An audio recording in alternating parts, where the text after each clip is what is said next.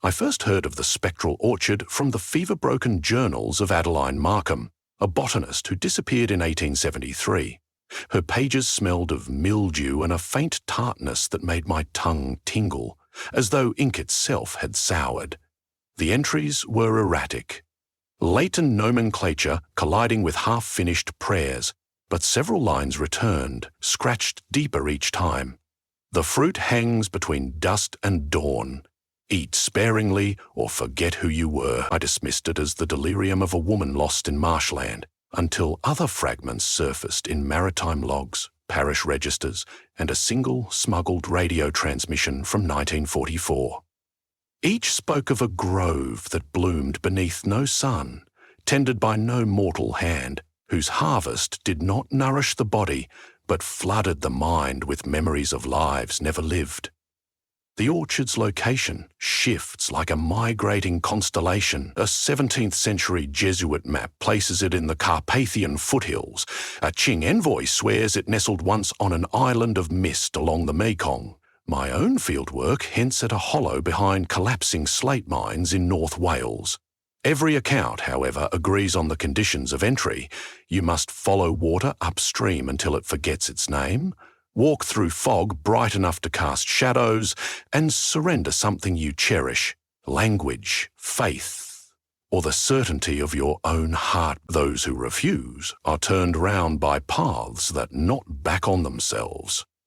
Those who acquiesce cross a threshold perceptible only by the sudden hush of insects and the scent of rain on stone, even when the sky is clear.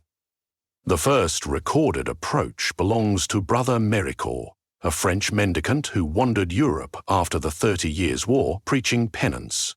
His letters to an unseen confessor describe trees of glass, their branches lit from within by drifting coals, and fruit that pulsed like slow heartbeats. Driven by hunger, he bit into one. At once he remembered attending a wedding in Verona, laughing with cousins he never had, kissing a bride he had not met. The vision was so vivid he felt the press of wine-damp linen against his lips. When the memory faded, he found himself weeping, not because the theft of illusion pained him, but because the illusion felt truer than the years of war that preceded it. Brother Méricourt spent 3 nights in the orchard, devouring the spectral harvest.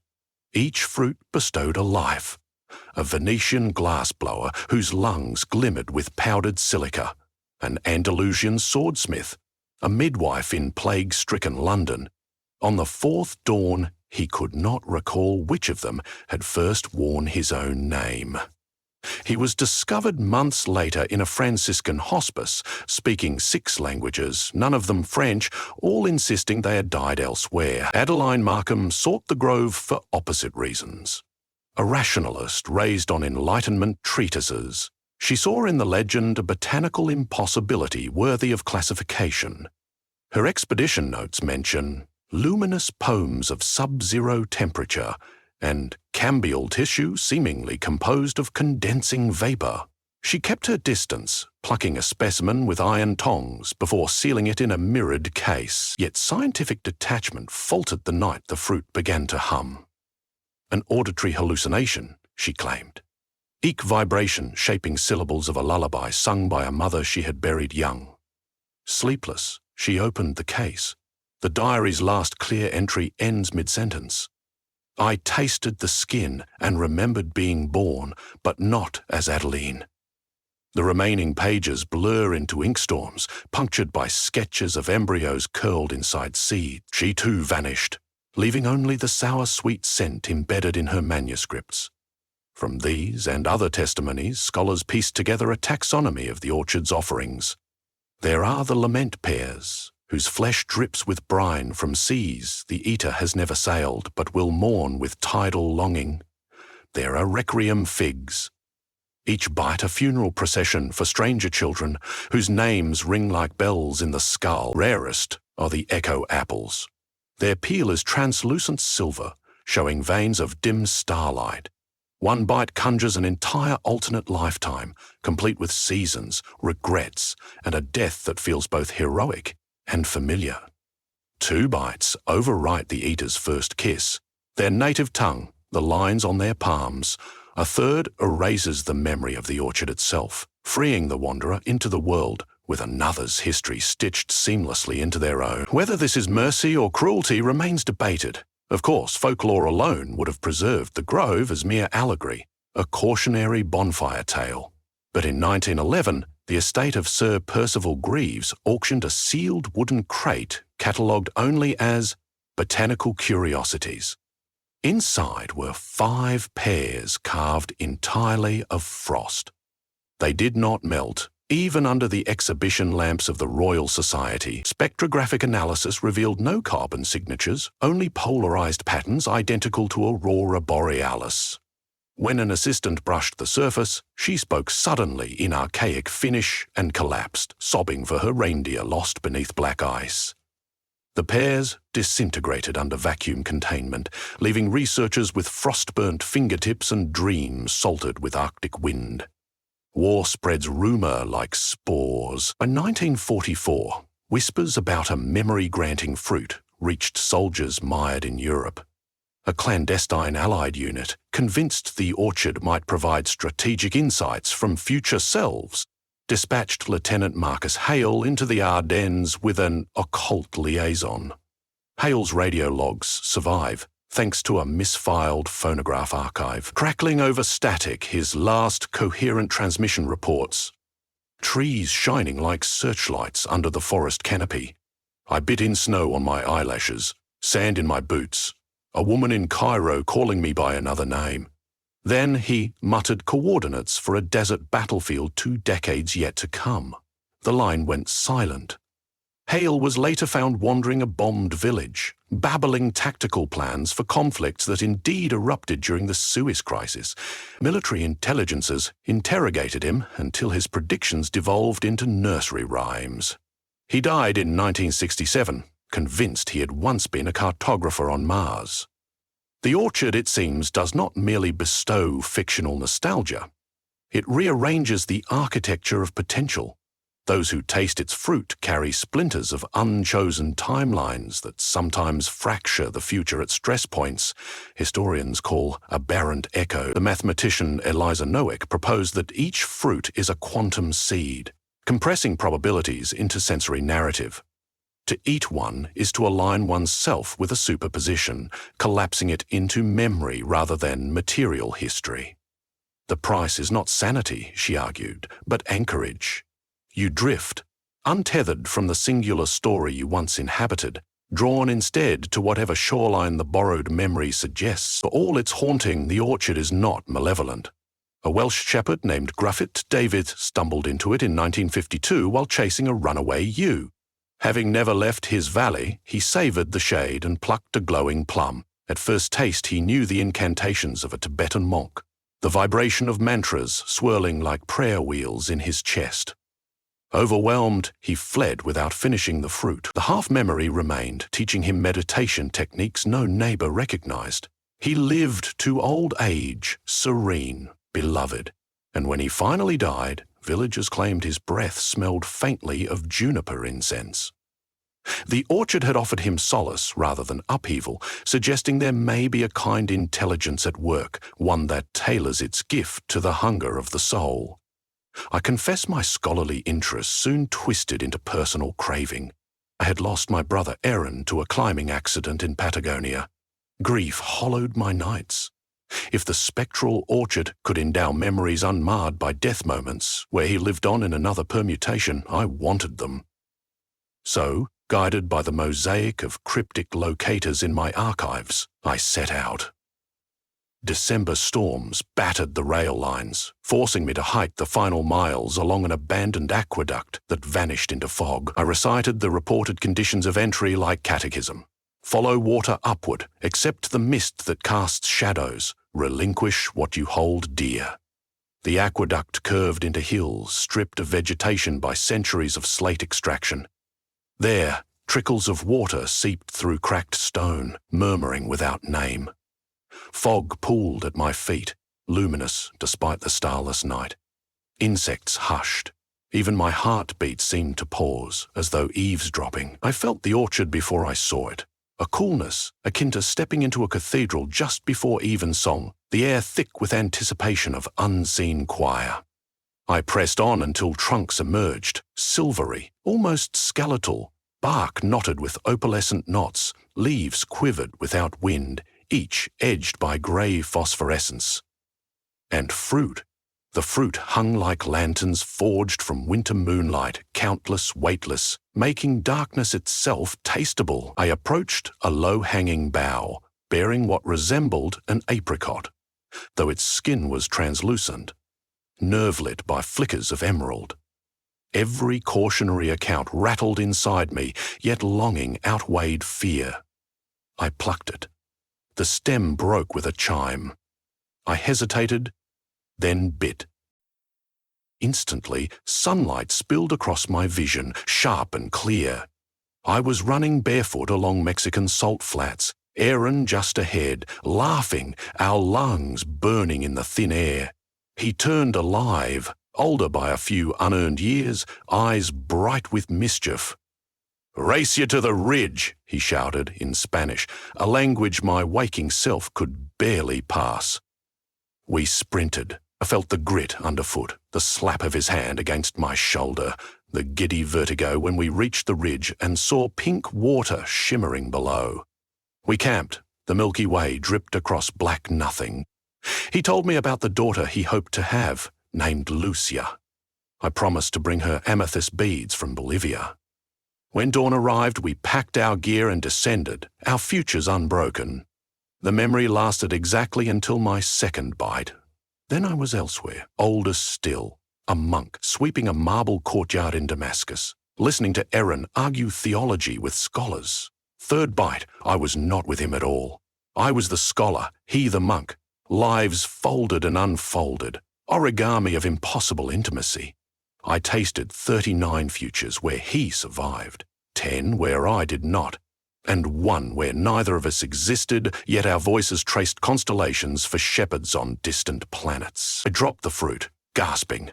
The orchard spun, my own memories, childhood birthdays, the phone call announcing the accident, warped, softened, overlaying alternate outcomes until grief felt like one thread in a tapestry of endless weave. I staggered to a stone bench that clearly had no craftsman, its surface swirling like mist trapped in mineral. There I encountered the orchard's keeper. Every account alludes to a caretaker. Brother Merricord saw a woman of silver bark. Adeline sketched a child woven of roots. Mine appeared as an old man in a gardener's smock sewn from shed leaves, eyes glinting with dew. He carried no tools. His presence radiated patient acceptance, like loam warm beneath new seeds. He did not speak, but I felt questions bloom. Why did I come? What did I hope to exchange? Why did I help? What did I hope to exchange? Which memory would I relinquish for the ones I'd taken? I will give up the night he died, I whispered, though my voice sounded hollow, far. Let that pain belong to no one. The gardener nodded with soft sorrow. He offered a pear that swirled with storm clouds. I understood. To bite would erase the accident not only from my recollection, but perhaps from history itself, unmaking both lesson and wound. Could I do that? Could I edit reality to spare myself anguish? But memory, scarred memory, was the last tie to the brother that truly was, not one I borrowed. To excise it felt like burying him again, this time without gravestone. I bowed my head and declined. The gardener's lips curved, neither smile nor frown, merely acknowledgement. He closed my hand around a fallen seed, shaped like a teardrop of ice. Its chill seeped into my palm, yet did not sting. Then the orchard dimmed and the mist receded, and I found myself alone by the silent aqueduct. Dawn bleeding across slate. I kept the seed. Under daylight it appeared inert, a bead of clear quartz. At night it pulsed faintly, echoing my heartbeat. I studied it at the university's lab. No cellular structure, no isotope consistent with earthly matter, only a vibrating lattice of light. When placed under an electron microscope, it emitted voices snatches of lullabies, foreign arguments, laughter intertwining like braided streams. Afraid bureaucracy would lock it away, I resigned my post and carried the seed across continents, seeking soil it might accept. None sufficed. It remained dormant, until the day an earthquake split the coastal cliff behind my childhood home, exposing black loam that smelled of salt and ozone. The amalgam of all seas never sailed. I planted it there at sunset. By midnight, a single sprout had emerged, leaves thin as breath trembling under moonlight. I watched, thinking of Brother Merricourt lost to identities, of Adeline devoured by curiosity, of Lieutenant Hale prophesying wars his own memories ignited. I vowed to guard this offshoot, not for power, but so that wanderers like myself might find companionship without losing themselves entirely. I built a low stone wall, leaving the north gate open for trees that belong to shifting geography cannot be fenced. Years passed. The sapling thickened into a lithe trunk, its bark shimmering like braided mercury when storms approached.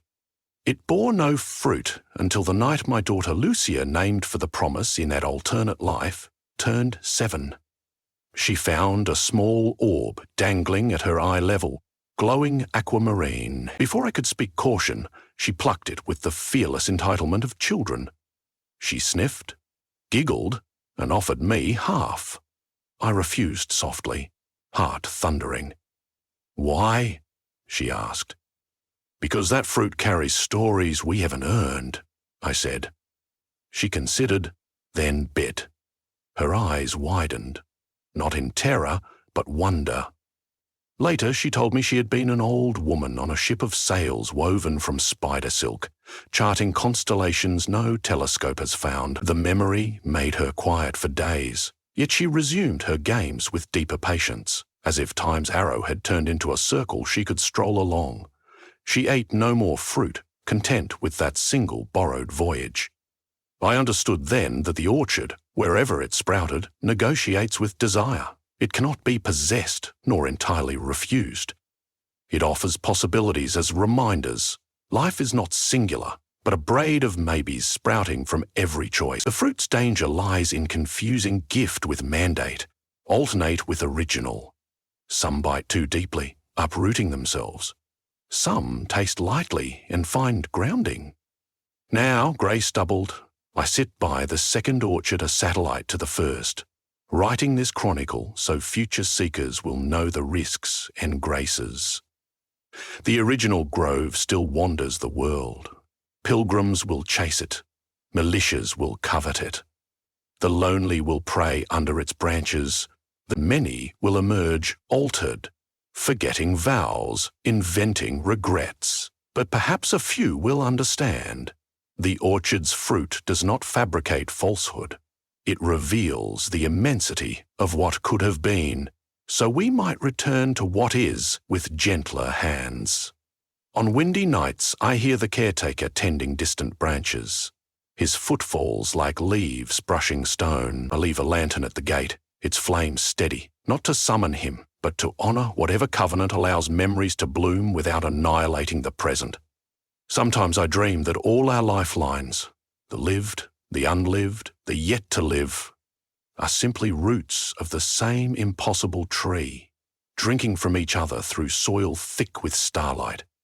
I wake, not certain which memories are mine and which are orchard-born, yet comforted that the distinction grows less tyrannical. If you find this account, know that I cannot map the path for you. The orchard will find you when your longing ripens. Follow water that forgets its name. Step into fog bright enough for shadows. Bring an offering of certainty you can afford to lose. And when the fruit glows between your fingers, ask yourself not which life you wish to steal, but which story you are ready to share in return. Eat gently, remember kindly.